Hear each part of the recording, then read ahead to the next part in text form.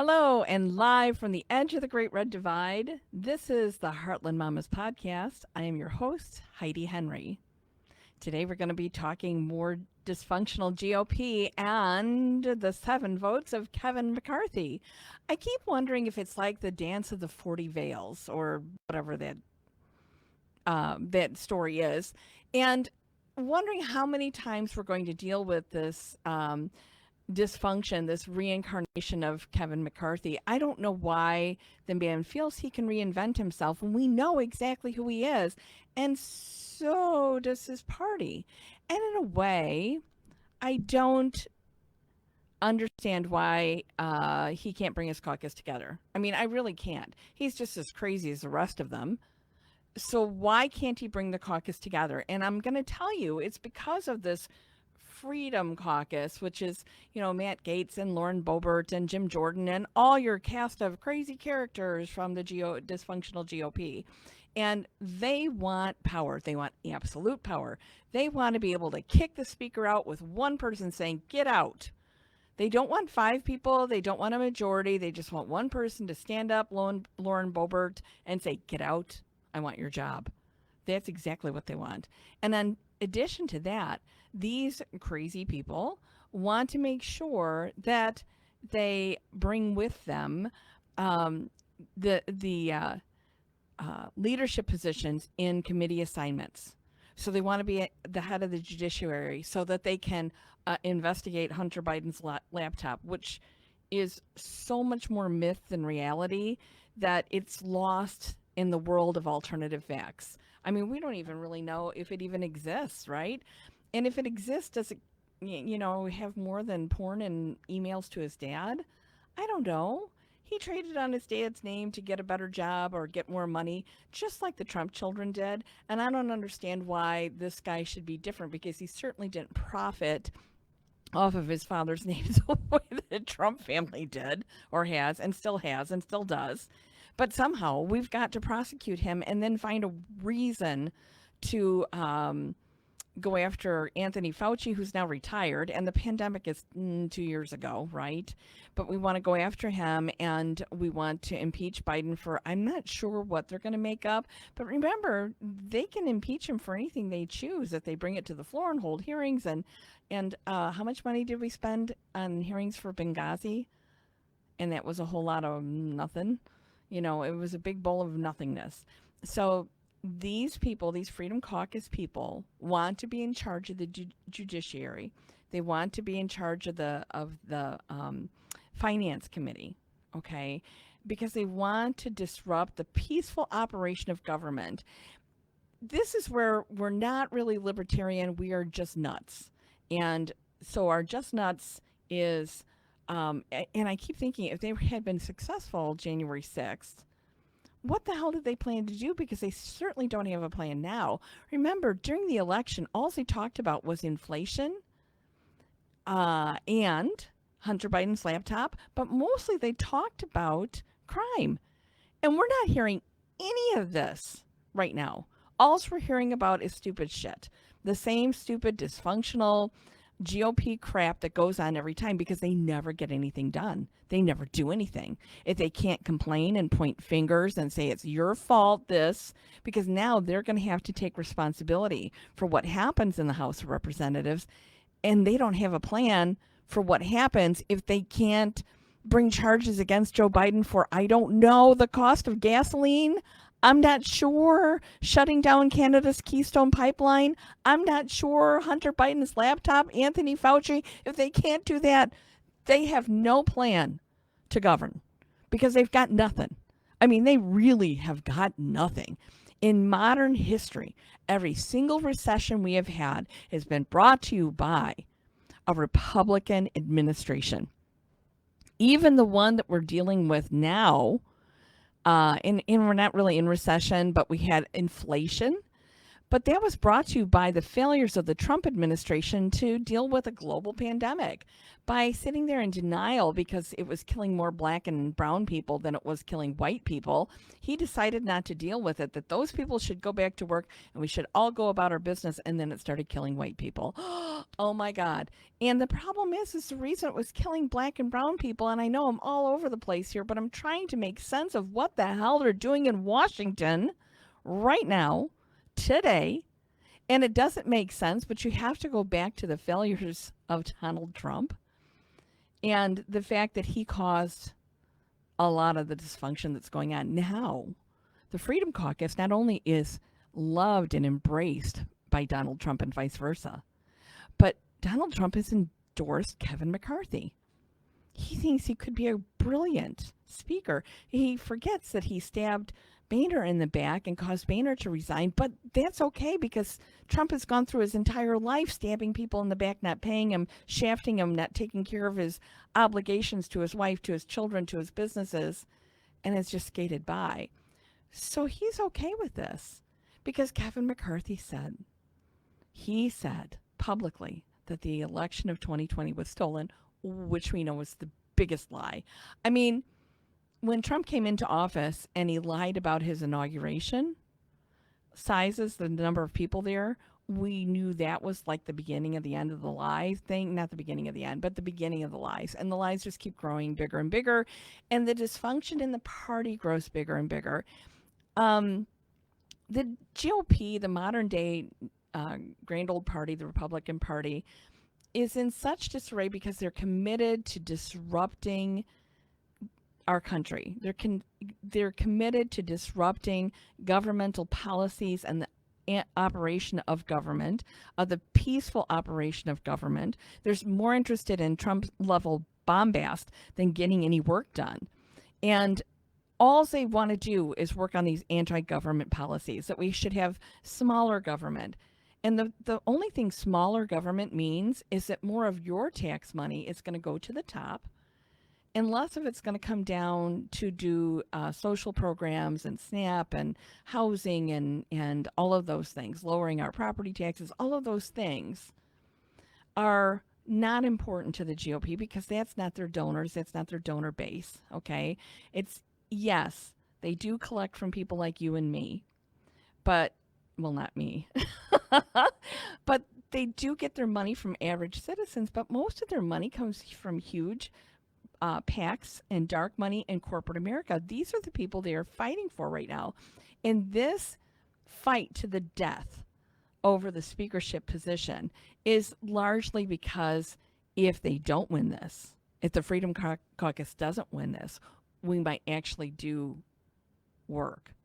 And Kevin McCarthy may have to, if elected, actually do work with Democrats to get stuff done, because otherwise we're in gridlock.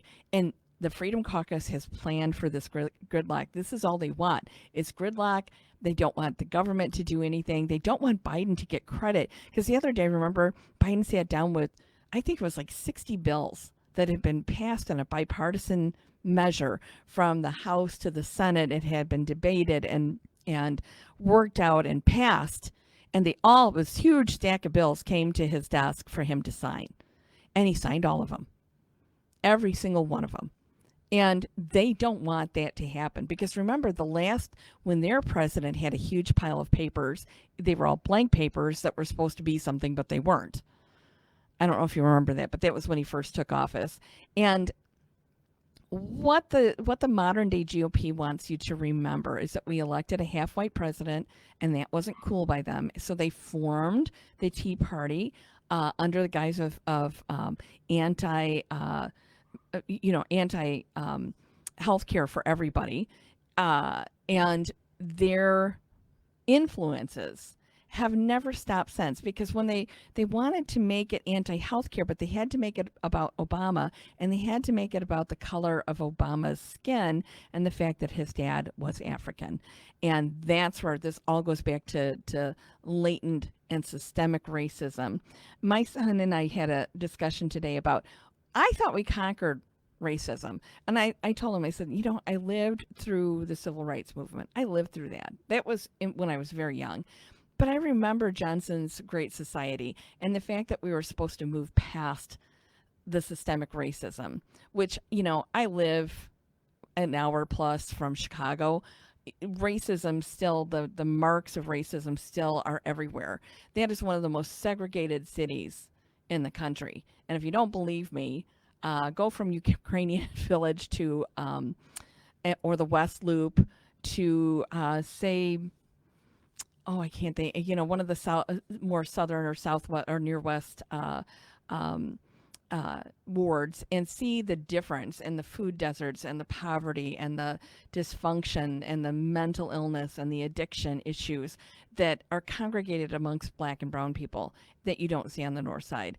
And if you look at Chicago, it's broken up and it's still a victim of its own redlining. Well, see, with the GOP, that was brought on by the Democratic government's mayors of the city of Chicago over the years, because racism was huge back in the 50s and 60s, no matter what Johnson did. And I digress here, but that type of Jim Crow, modern Jim Crow, is so fine and so perfect and such an ultimate goal for the modern Republican Party. They don't see a downside. They don't see a downside. And every now and then they'll get a black or brown person to join their ranks. And we're going to talk one of these days. I've been doing some research about why we're getting so many Hispanics to move over, why so many are moving to the Republican Party. And that is largely because of people of color. They're the least objectionable to the Republican Party. And we're going to go way deep in the weeds on that. But more recently in my history was Ronald Reagan, who told us that, that one of the things that we should always be suspicious of is our government. Our government is not here to help us. It's here to harm us. And he came in right after Carter, right? And you have to remember how our government was functioning at that point. We'd just gone through Nixon's resignation. We'd gone through his impeachment. We had lost JFK. Johnson was just done. He didn't want to go on any further. And then we had Nixon, and we had so much corruption, and it was horrible.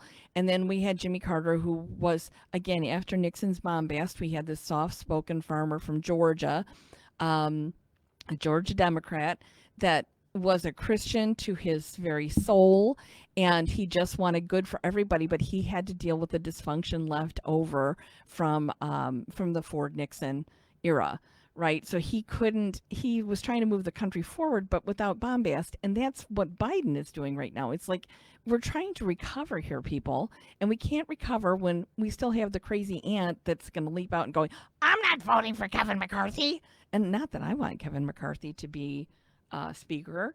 And the guy is just despicable. I mean, I talked about that on Tuesday. He's just despicable. But the problem is Reagan convincing enough of the electorate that the government is not to be trusted, that smaller government is better, and that we should always trust and enable corporate America to run our country. Corporate America is there to make money. It's not there to benefit you, and it's not there to benefit me. It's there to make money. I don't think we should trust them. I don't think corporate America is worthy of our trust, and it's certainly not worthy of our tax dollars. They whine and cry all the time because, here's a new thing from your utilities. Everybody's going solar. And what are we going to do as Commonwealth Edison when we don't have to produce energy for people to buy from us? When people have, my farm and my house is solar. I don't have to buy energy from Amazon ever again. I got it. I got my own. Thank you, son.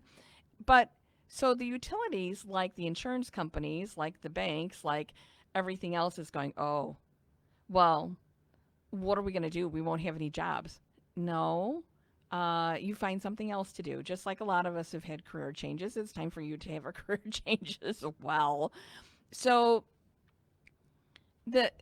but the reason this happens with the Republican Party is people are so proud of the fact that they vote only R or only D, and we're so divided that even when there's obvious character flaws and education flaws and lying, we've seen that recently, um, they're still going to vote for the person with the R after their name. I mean, there's only one way to explain um, the Herschel Walkers of the world, and that is because they fall into this category that the Republican Party finds acceptable, and they will forgive them all of their sins as long as they promise to vote the Republican way for corporate America against the people, against all of us, against 98% of us.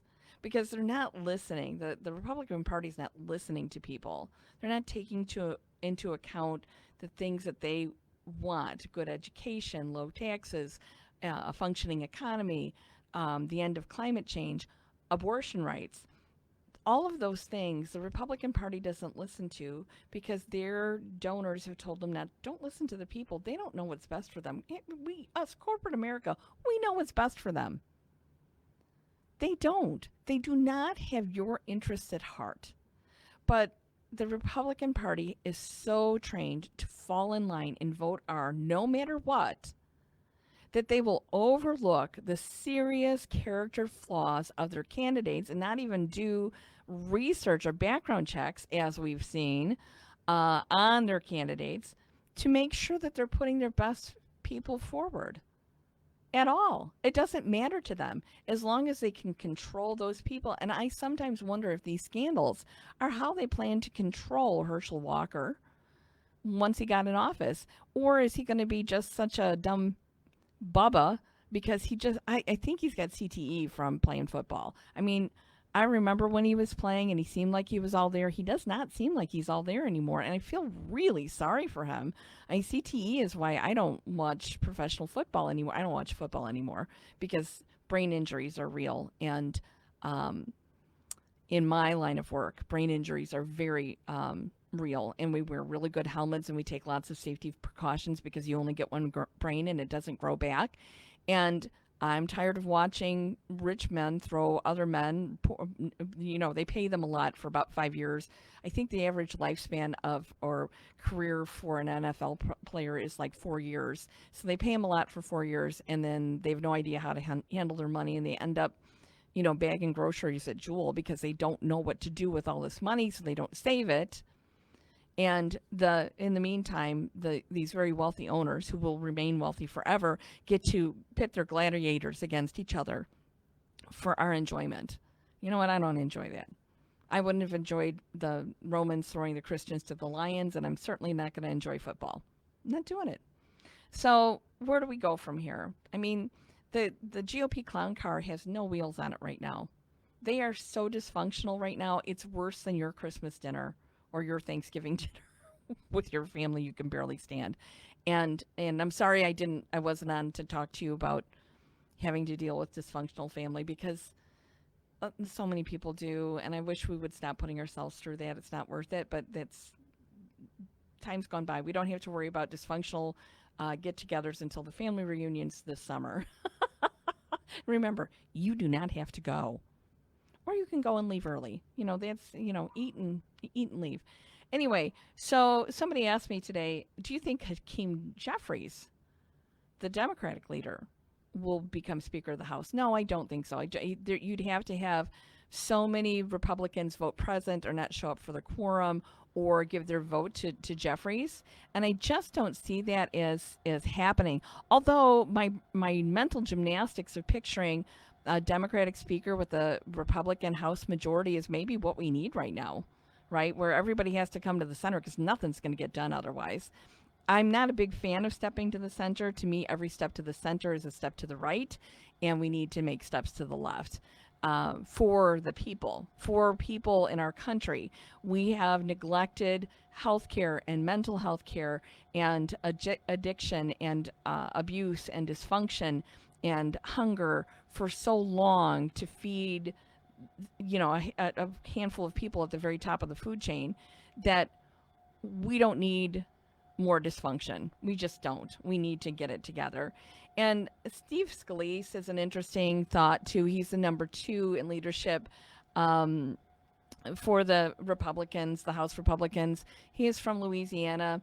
I'm telling you, New Orleans is great, but when you get a chance to go through the rest of the state of Louisiana, don't, just don't. It's just a horrible, hot, sticky, nasty, rundown, poverty-stricken place. The Gulf Coast is lovely. New Orleans, boy, you can't beat the music and the food, man. There's if there's any reason to go to New Orleans, it's for live music and excellent food. But you have to remember that Steve Scalise comes from an area of Louisiana that is still living in the 1930s, pre World War II. They I don't think they even know who FDR is, or why they can get SSDI, because, because they do. I'm not a big fan of Louisiana. I haven't been there for a while, um, but I love New Orleans. I love the Gulf Coast. It's lovely. But oh man, when you get up in that backwater area, it's just not worth going. And that's where he's from. He's from a very backward area, and asking him to be the leader of the Republican Party, I'm just not too crazy about that. I'm not too crazy about any of them. None of them. I listen to them fighting and stuff, and I keep thinking, each of you wants power, and none of you deserves the power that you so desire. I mean, all of their heart's desire is to become rich and powerful. They want the power, and absolute power corrupts absolutely. And in their own way, each of them have absolute power. Just by winning re-election recently, they have this absolute power for this one little area of the country, and they're going to exercise that power. And now they want more. You know, I I know that I have rallied against having to um, deal with 2 years of fighting over Hunter Biden's laptop, and do we put Anthony Fauci in jail? He's an old man, you know. He's an old guy that was just happened to be where he was at that time, and he's done a lot of great works in his life. Let's let him be, you know. And I was not looking forward to those 2 years of dysfunction, but Kevin McCarthy is not your guy.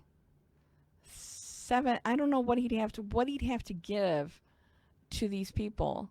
What would he have to give? He's already sold his soul to the devil. What does he have left to give except putting them as chairs of the judiciary and finance? You know, they keep talking about these ginormous spending bills.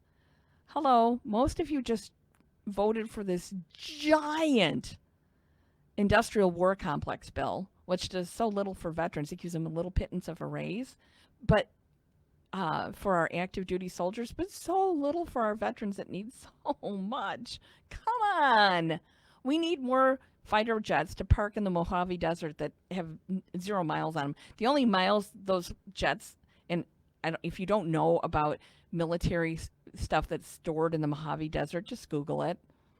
You'll see where your money goes. That pork barrel spending that's in the defense bill that goes through, that's appropriated every year, it's the largest bit of money we pass. Most of it goes and sits in the Mojave. Most of it.